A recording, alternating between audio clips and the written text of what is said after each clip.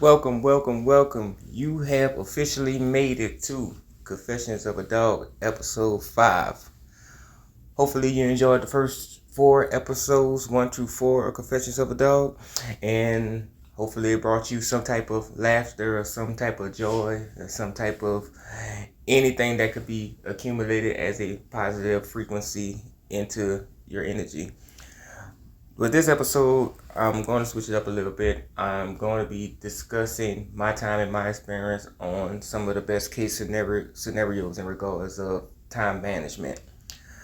Hopefully, this episode can give you a more in-depth perception about me and the many, many things that I have been able to formulate and many of the things that I have been able to learn throughout my journey, whether it's from a personal or business perspective. So thank you for making it to another episode.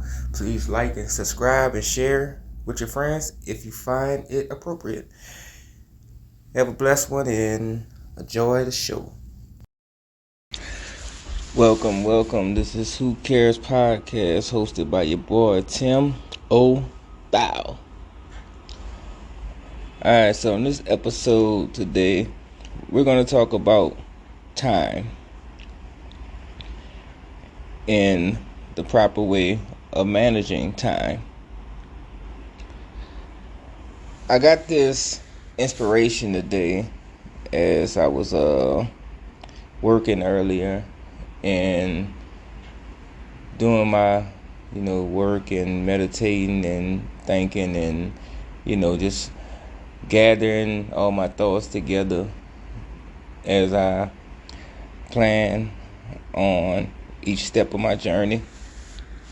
And while I was working, I had a conversation with a counterpart of my job, and we was talking about the effective ability to manage time. Now, given my extensive background in regards of the subject that I'm referring to as time management, which is something that I have always been invested in since I can remember, but the most notable points is my time in as being placed in management positions and being in different situations to where one of my main goals and objectives was to properly manage time and manage other people's time as well. One of the best advice I ever heard from someone in a professional setting when I was first introduced into getting into positions of management was that a person's time is conducive to the productivity that he or she showcases. And that extends way beyond work, just life in general. One of the first things, my first focus when I first got into management positions, and one of the first objectives I wanted to showcase my ability to perform the job to the highest degree possible was that I wanted to showcase that I had the ability to manage people's time effectively, by which of how many hours they work a week, how many hours they work every 2 weeks. And one of the biggest mistakes I ever made was generalizing everybody's time as if everybody's time is the same. I quickly learned that it was not. I was shown different examples on where I was falling short in regards of my management skills and improperly managing people's time, because I was only looking at the time clock through basically tunnel vision. I wasn't looking at each and every scenario that essentially connected to how much time, i.e. overtime, or how much work labor times a person was getting that they actually deserved. One of my first managers told me, if I have 3 workers, right? I have 3 workers, and let's say all of them are getting 50 hours a week. That's 10 hours of overtime per person. That equals up to 30 hours of overtime altogether. Now, I see that these 3 people last week each had 10 hours of overtime last week. The next week, now I gotta start making plans and doing my research to see how can I effectively cut labor costs but not sacrifice the individual workers' production and their motivation. So you had me looking at 3 specific individuals, right? You got individual A, who they're doing their job, but they doing it at, the pace that was, I would consider, the bare minimum amount of production in order to accumulate the hours that they're accumulating. I got employee B, who is more so like a roller coaster. When they first either when they first come in, or the first half of their shift, or the last half of their shift, is when they reach their ultimate peak in regards to productivity. So say for instance, a person comes in, and as soon as they come in, they hitting the ground running. They are knocking it out. They doing everything they need to do in regards of making sure the work is making sure the work is being properly, handled in a safe manner, but also a very productive manner as possible. They're not allowing time to be wasted. They're eliminating the potential of downtime as much as possible within the first half of the shift. But then you notice on the second half of the shift, i.e. most likely after lunchtime or after a certain period, they slowly but surely start to slow down and just kind of pace themselves for the rest of the day. So that is employee B. Now I'm looking at employee C, who consistently working at a level to where it's always basically over, nowhere near the bare minimum. They're putting constant effort in regards of the many different tasks that I'm assigning them to do, or the supervisor is assigning them to do.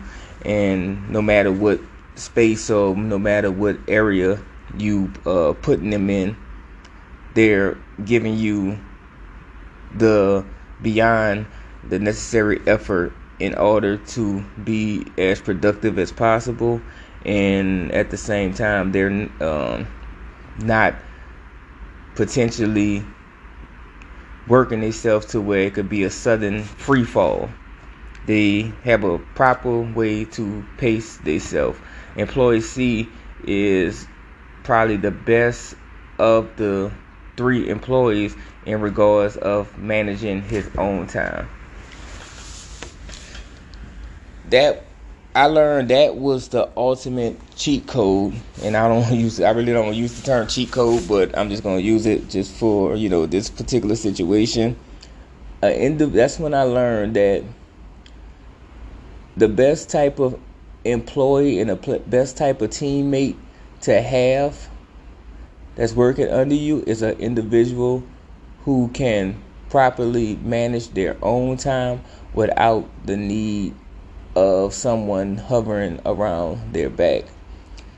So take for instance, you got employee 1, employee A, and employee B, which I told you from employee A is an individual who's just kind of go through the flow of the whole work shift, and an individual that at times you got to show your face or make your presence known to that individual, just so they don't get to the point to where they pacing themselves go into basically dragging the day along and slowing down production and slowing down the constant workflow necessary in order to be the most efficient possible. And you also had to look at employee B, which is the individual, as I spoke about, that either during the first half of the shift or the last half of the shift is where they reach the ultimate peak level of productivity. So which means on the other half, whether it's the front or the back half, I'm going to have to make my presence more so known to that person to where I can ensure that they're not falling too far behind on the front half or the back half, which is basically would make whatever half where they reach their peak production rate kind of wash. It will be washed, because you could start off in a situation where you just banging it out, going in, doing your thing. You here, you there, you knocking everything out, and you killing it. But after a certain period of time, if you start to slow down significantly after you have reached your peak production, or even before you reach your peak production, and all in all, it makes you middle of the pack. Because put it like this, if you take something and put it on a high shelf and put something on the ground, and you want them two things to meet together, they're going to meet in the middle. And when you meet in the middle, is a representation of average. So you can start off strong, but if you end up slow, or you start off slow and you end up strong, eventually all together, when you calculate it as far as the productivity overall rating, it's going to be a situation to where you're going to be equalized as average. You had an average work day. And now that I'm looking at employee C,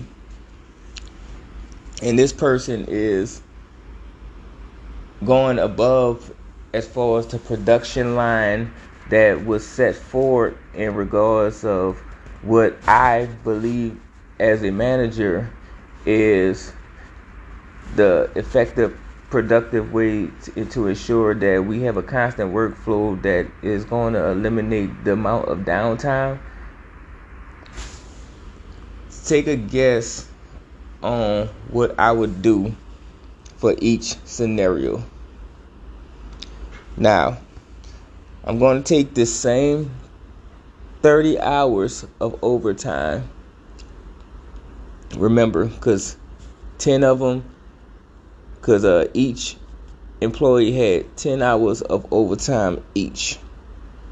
Now, my main job as a manager is to first and foremost try to find a way to cut that labor to where I can get my overtime under a specific budget that the higher management team that all companies typically have, get that lower down for my next week projections. That way it looks like I got a better firm hold on the proper time management of my employees. But like I say, I also don't want to jeopardize even further the productivity of all three of these employees.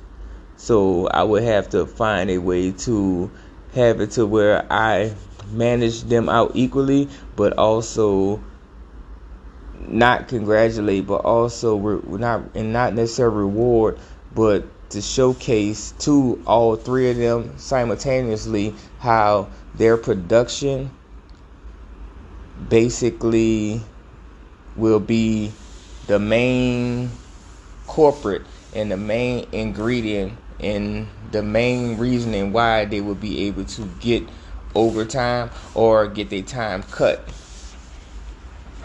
Now, employee A, the individual that, like I say, goes through the day basically giving me the bare minimum as regards of production, not doing a bad job, but just doing exactly what, they basically was told as far as energetically. That would be the person that I'm going to cut that 10 hours of overtime last week that they had to 0 hours of overtime.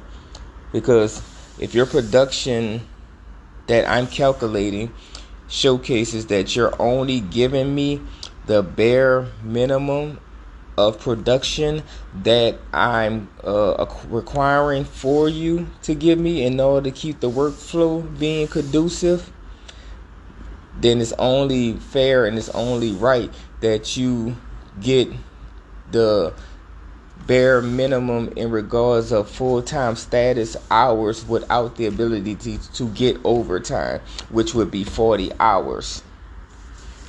Now, employee B, as I say, this individual is a merry-go-round.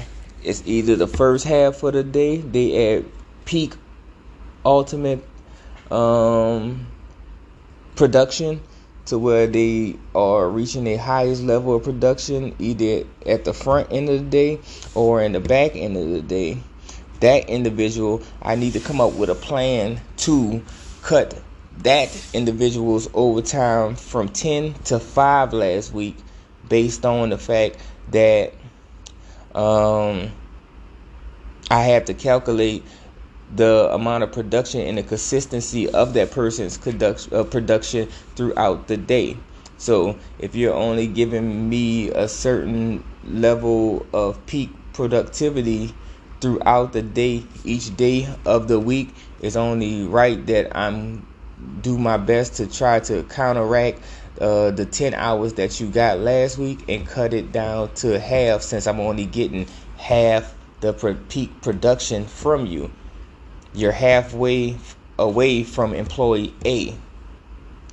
Like, you're literally just 5 steps ahead of employee A, but you're not, like, it's not 5 gigantic steps. It's not a 5 mile. It's not a big difference. It's not a big old difference between employee A or employee B. The only difference is half of the amount of the workday.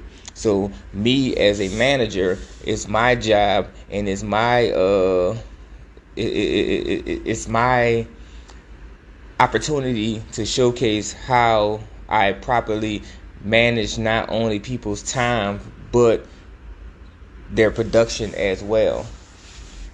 So if I have an individual, like I say, employee B, who's giving me top flight, work half of the time, so it only makes sense that overtime get cut by half the next week. So automatically, I already got, so employee A, I cut that down to 0. And employee B, I cut that down to 5. So already I have saved 15 hours of overtime based on projections, because we're still in the middle of the week. But this is I saw right now I'm projected to cut 15 hours of overtime between 2 employees. Now, here comes the tricky part. Now I have employee C, and employee C gives me maximum amount of production each day that he or she comes in and work. I ain't gotta worry about what they doing. I ain't gotta worry about, if they staying productive. I ain't gotta worry about if they finding things to do. I ain't gotta worry about if this person is staying busy. This person is giving, off the energy and giving off the constant reminder that they are there to work, and they're, doing the best they can to always ensure they have their best foot forward. Now, even though, obviously, as a manager, I have some executive teams that I have to answer to in regards of cutting labor costs, which is one of the main reasons why a lot of companies are in business. I mean, a lot of companies are not in business to give away money. They are in business to profit as much as possible, because, it's only, it's just simple mathematics. If you go into a business and you go into that business and the only thing you're doing each week is losing money, then obviously you're not going to be in that business too long. You're there to make profit. You're there to make profit at the end of the day. But I'm already have showcased with just the first 2 employees, I was able to cut 15 hours of time and a half pay between 2 employees, and I don't want to sacrifice the motivation and the production of, let's just say, one of my better employees. So instead of looking at cutting that person hours, now this is me. Now this is a real life scenario. This is how I really went about my process when I was in positions of management, which I did for, over 10 years, but that's not even the point. I'm just giving you, the overall graph on how to properly manage each individual's time, but also showcase an appreciation and a reward for a person that's giving you peak production as well.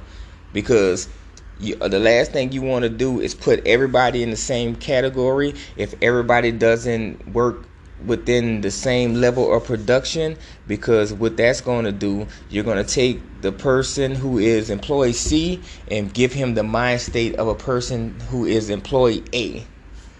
A person who feel like I only need to do the bare minimum because it makes no sense to work hard. It makes no sense to put in extra effort. It makes no sense for me to showcase my ability to sustain a maximum amount of production throughout the duration of a shift if I'm only going to be looked at in the same principle as the person who's given the bare minimum. One of the main things about being the best and the proper manager, you need to be able to manage different personalities, but also find ways to keep them all motivated and to where they don't feel like they're being underappreciated, and no different from, the employees to the management. It's all got to be a conducive flow. And it's not that's one thing I learned. To be the best manager, you got to understand it's not a one size fit all type of management style that you can have. You have to be able to put on different hats, and you have to be able to do the proper research and find different ways to keep your teammates, as I like to call it, aka employees, whatever you want to call it, whatnot.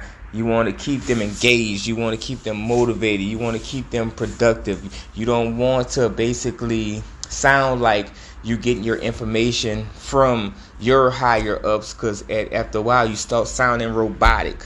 Because it's one thing I learned when it comes to A lot of different companies in regards of an executive team, a lot of them are more analytical based. They're looking at strictly the numbers. They're looking at, okay, we paid this much in this amount of labor. How can we come up with a conducive plan in order to cut this labor but not sacrifice production? That is the jobs of the executive teams. That is the jobs of people in upper management in ways to try to, like I say, cut labor costs, because that is their main focus. Their main objective is driving profit, driving revenue. And one of the benefits that a floor manager has, and what you need to bring to the table, and which I had to bring to the table, is my level of engagement, because you're right there out on the floor. You have first view of all your teammates and what are their strengths and what are their weaknesses is. You have first view on who working conducively in order to keep the workflow going as smoothly and as conducive as possible. So, not to get too far off track, employee C, I'm not even worrying about employee C. I'm not even looking to cutting employee C overtime. I'm not trying to cut no hours from employee C unless it's a situation that occurs to where we just don't have the work available for that person to, work the hours or whatnot to get the 10 hours. But my main objective is you're giving me top flight, top notch peak production throughout each day that you're here, and I don't have to worry about, situations where I feel like you're, just doing basically, the bare minimum in order to, get the hours that you're trying to get. So I'm going to have it to where I'm going to cut these hours of these two, and it's only simply based off the production that is being showcased. A lot of managers always get afraid and scared to be looked at as if they're being biased, or as looked at their showcasing of favoritisms. When you striving to be the best manager that you can be, you cannot, and I repeat, you cannot worry about what people say about your management style, as long as you're being obviously respectful, and as long as you are doing things that goes in line to your company's procedures and guidelines and policies that your executive team has set place. And one of the main goals of any manager, especially a floor manager, is to get the job done and put the people in the best position possible in order to get the job done safely and efficiently. So if I have to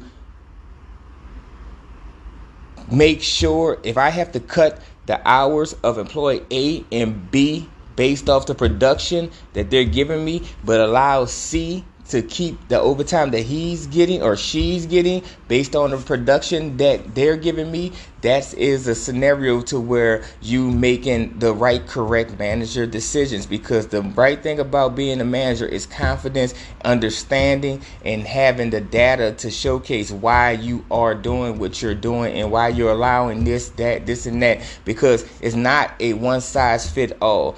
I know we like to believe in a perfect world everybody should be treated the same. You cannot look at that like you can't, as a manager, you cannot look like that. You can't look at the overall graph of a job or a duty like that, because everybody is not the same. Everybody does not work the same. Everybody does not carry the same amount of production throughout the duration of the shift the same. So why should everybody be treated the same? You just can't. You just can't look at it like that. You can't. Now, as I just said, when it came down to employee C, I'm going to allow employee C to keep his 10 hours of overtime. You know why? Because I already cut 15 hours of overtime for my first two employees, employee A, employee B. So that is something I'm going to be bringing up to the table to my executive team, showcasing it's still showcasing progress. It still showcase that, okay, last week I know I was at 30 hours of overtime between these 3 employees, but now this week, since I cut 15 hours, I cut the overtime labor by 50%. Now by 50%, you cut the overtime compared to the time that the company spent the week before, but yet you have not jeopardized the integrity. You have not jeopardized the motivation. You have not jeopardized putting yourself in a situation to where you have any employees upset or mad because you're only showcasing to them that, hey, the amount of overtime that you get is going to be based off your production. A lot of us, and I've been saying this for years and years, a lot of people believe they get paid by the hour. You do not get paid by the hour. You get paid based on the amount of production that you showcase within the hours that you are at the establishment that you're working at. That per hour is non-existent. It's really, really non-existent. Because the least productive you is, the less hours you're going to get. The more productive you are, the opportunity for you to get more hours increase, because it's all based on your production. So you may look at your check stub, you may look at your check and may say you make this amount of hour, but if you're not being productive, you're not going to get many hours. And some of the best managers that I ever been around, and some of the best managers that I even have been in situation during my time, you have that understanding. I know we live in a climate right now where it's no manager want to be looked at as a manager that's, showcasing any type of favoritism. That's why I never had personal relationships back when I was in management, or I noticed a lot of people who are in management, they never really had personal relationships in regards of the people that their subordinates, because they didn't want to create a gray area in regards of when it comes to work, because it's going to be a situation to where you're going to have conversations with your subordinates. They even might be situations where you're going to probably have to fire them, or write them up, or suspend them. I mean, that's how I eliminated the gray area. That's how I seen a lot of my predecessors and a lot of people that taught me along the journey to look at it. It's never a personal situation. It's only business. It's never personal. Now, you can have relationships. You can have a certain level of camaraderie with each particular individual, because at the end of the day, we all still people, and we all just connect on different levels. And, that's great as well. But one of the main things, and one of the greatest advices I was ever given, is, if you go to an establishment to make friends, you won't last long. If you go into an establishment to try to make friends, you won't last long. You have to be at a level where you are being the most unbiased, and we try to use the term fair, but the term fair really doesn't exist when it comes down to people management and time management, because you have to treat people accordingly to their personality and to their work ethics. Now,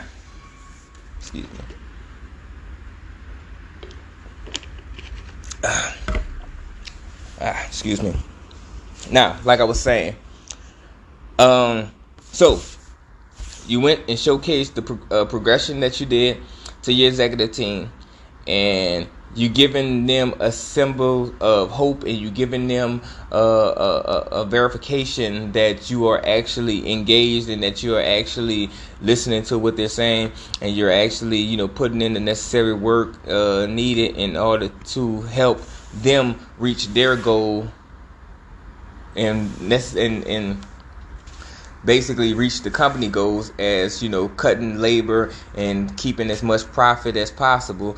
But at the same time, you're not jeopardizing your workflow. You're not jeopardizing the integrity of your workflow. You're not jeopardizing having people be placed in a bad headspace, or have people in place to where they're unmotivated, because that is what an engaged manager does.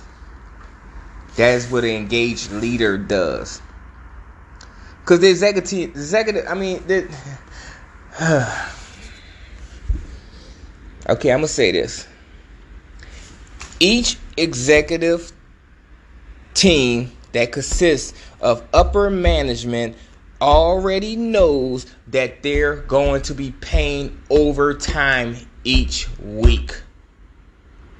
There is not one upper management, one executive team group that truly believes that they're going to go each week with zero overtime, especially if it's a business that has a conglomerate of customers, or they service multiple industries. It's not possible. One of the main mistakes that I made when I first got into management was actually believing that every executive team budgeting doesn't have an overtime budget, doesn't have a certain payroll budget. Yes. I mean, one of the main things, because like I just said earlier, the main basis why people get into business is to make profit. Nobody gets into business to just give money away. That would be just outright foolish. Makes absolutely no sense at all. That is the hamster in the wheel mentality right there.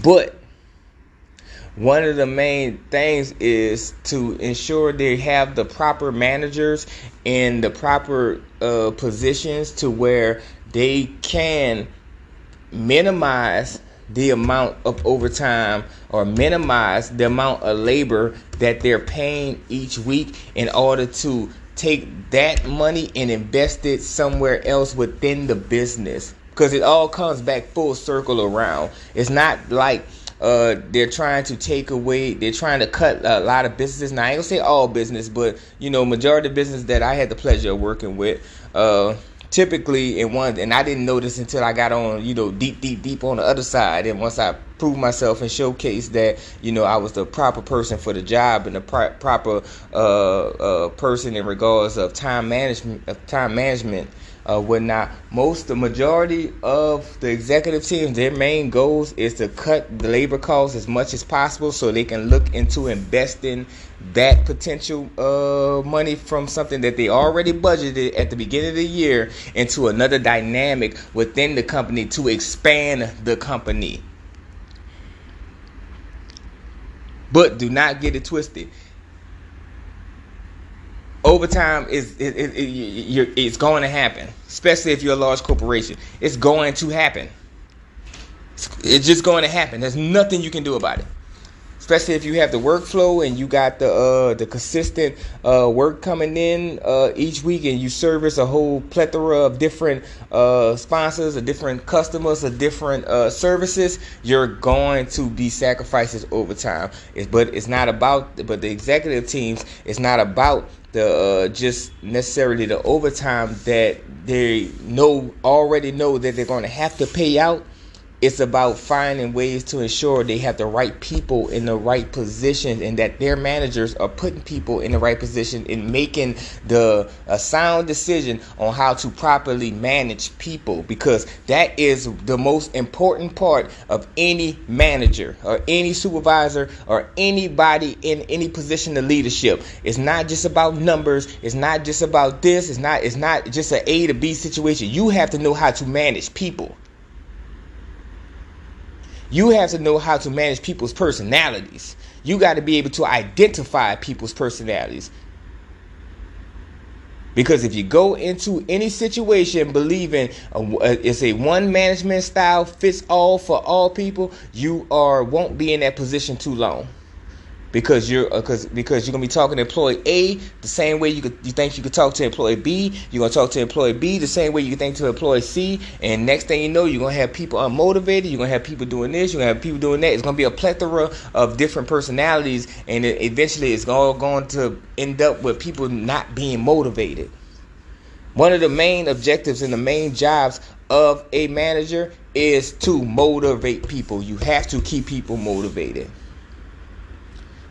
And yes, this is the time in the years now to where it's essential, it's crucially more important now, because with this era and with this generation, they need way more pats on the back. And I'm not trying to single out this generation, nothing like that. I believe every generation is very, very important, and they have, they put in their work, and you got some great workers from every generation. But what I'm saying is, in regards of this generation, and with the use of social media and the use of cameras and everything kind of being on full-fledged display these days, you literally have to do your best to ensure that you giving people the proper, showcasing the proper appreciation, and letting them know that they matter, because it's not like back in the older days, or back in the days to where a lot of employees used to look at their paycheck as their reward.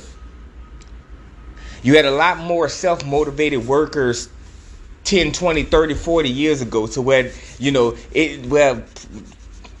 didn't have to manage people's personalities then. People just knew.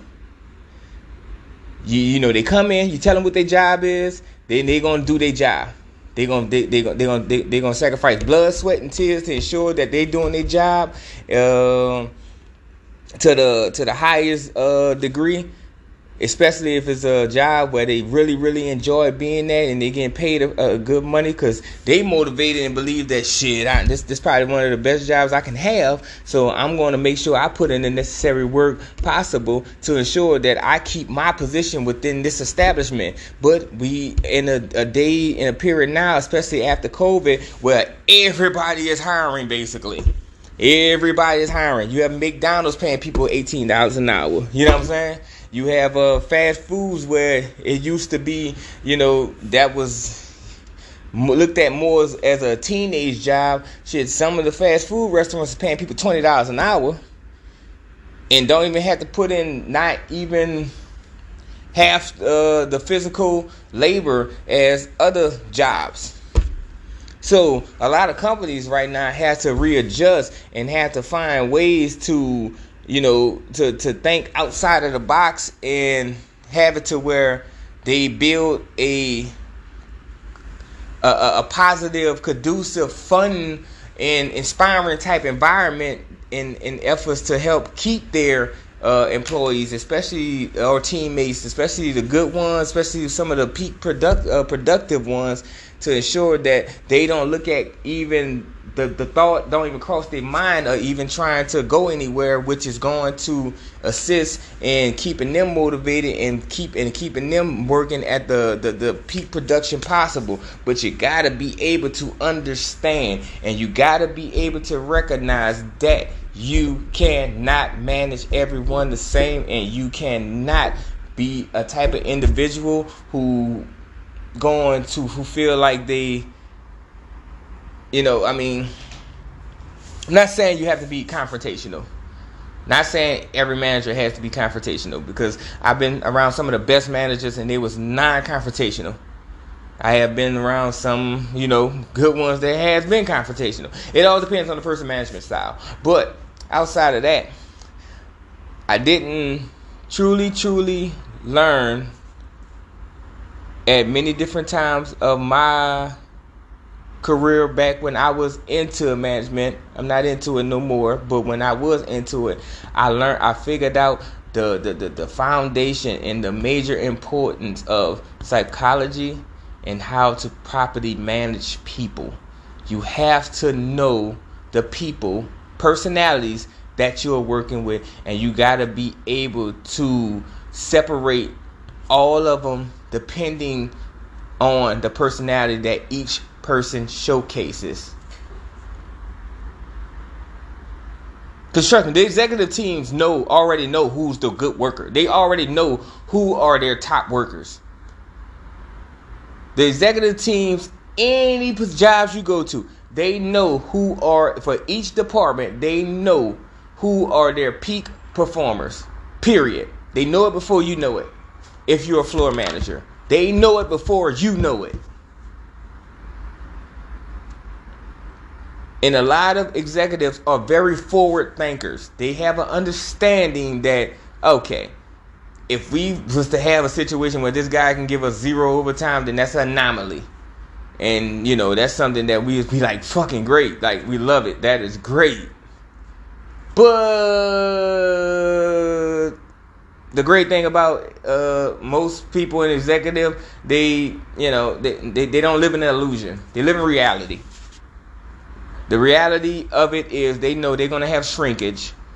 The reality of it, they know they're going to have people who have a substantial amount of downtime.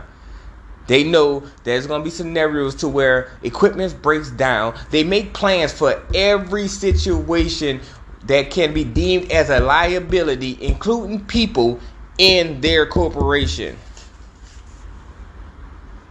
They may not share it because some conversations you're just not meant to be around currently.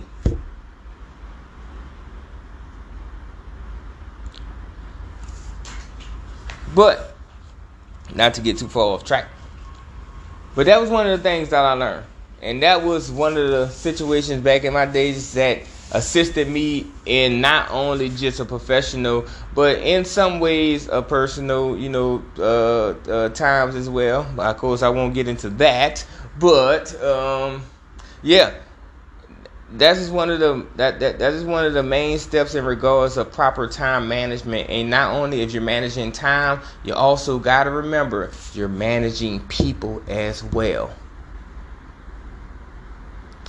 So, with that being said, you can't only just look at hours.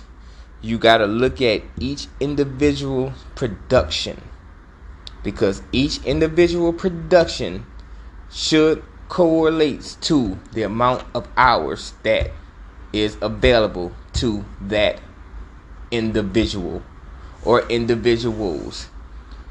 If you have this mind state that you are going to treat everyone the same in your department, I guarantee you will not last long running that department. This is not iRobot. We're still in a time period right now where the human element still exists. So you got to take into consideration that each human is different, and each human work ethic and each human motivation behind their work ethics are different. But that was on my mind, and that is something that kind of,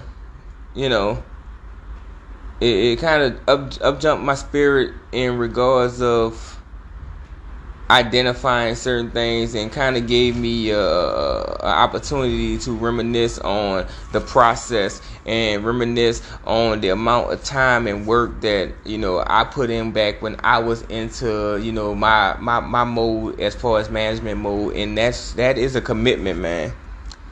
That they said I have to get my words together. Managing, whether professionally and personally, is a commitment. Never forget that. It's a commitment. You have to commit to getting to know individuals. You have to commit to being very observant. You have to commit to being aware. You have to commit to being able to make sound decisions on the fly, but yet still doing everything necessary to meet both sides of the roads. You have to make sure you're doing your best to adhere to your executive team goals that they set for, but you also got to make sure you don't sacrifice the integrity and sacrifice the motivational and the workflow from the people that's on the floor with you. That is what the best managers do. Point blank, period. If you want to be one of the best managers, if you want to reach certain goals, and if you want to be in positions to where you are now a part of the executive team and you're giving directions and not just taking the directions, then you have to commit to your craft. Management, time management is a craft.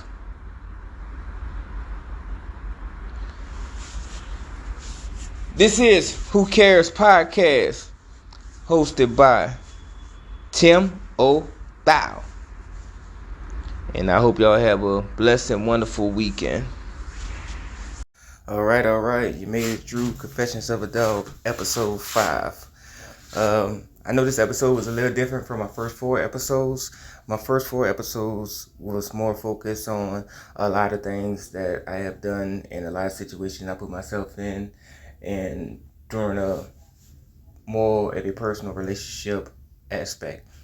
This episode more focused on my time and my thoughts in the business aspect, from management to running different variety of operations and learning the value of time and learning how so significant and imperative it is to properly manage time.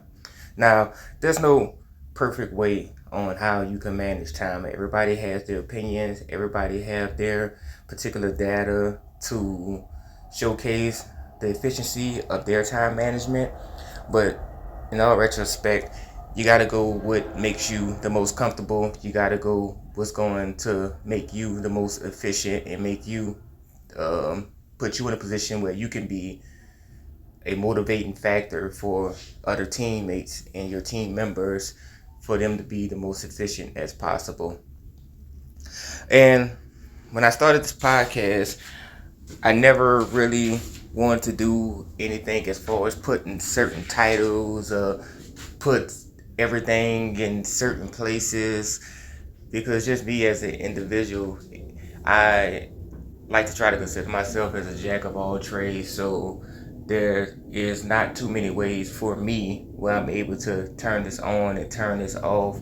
I can only give you 100% of me at all times, and that comes with a lot of different emotions. That comes with a lot of different attributes about myself, some positive, some negative, but in all, it's 100% authentic.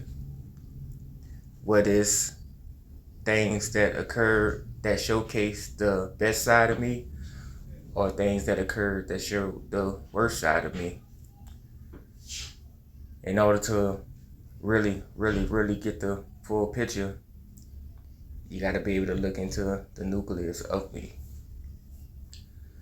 But I hope this past episode have enlightened you on different scenarios and different parts of Timothy and what I represent over here at Who Cares Network.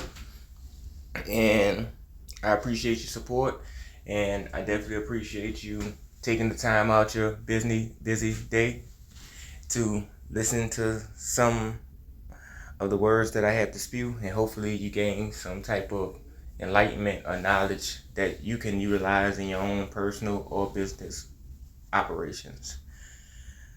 So, Confessions of a Dawg, episode 5 is complete. Confessions of a Dawg, episode 6 coming soon.